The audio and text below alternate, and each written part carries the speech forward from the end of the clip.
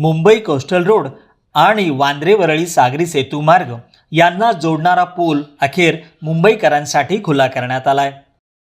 देवेंद्र फडणवीस यांच्या संकल्पनेतील हा प्रोजेक्ट आहे।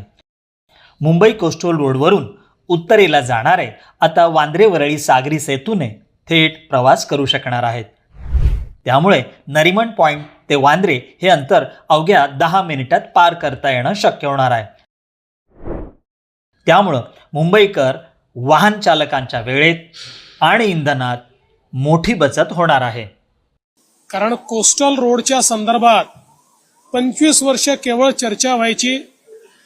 या कामाची मध्यंतरी काय परिस्थिती होती आपण सगळ्यांनी बघितली, पण पुन्हा नव्याने सरकार आल्यानंतर ज्या वेगानं हे काम आम्ही पूर्ण केलेलं आहे हे आपल्या सगळ्यांच्या नजरेसमोर आहे।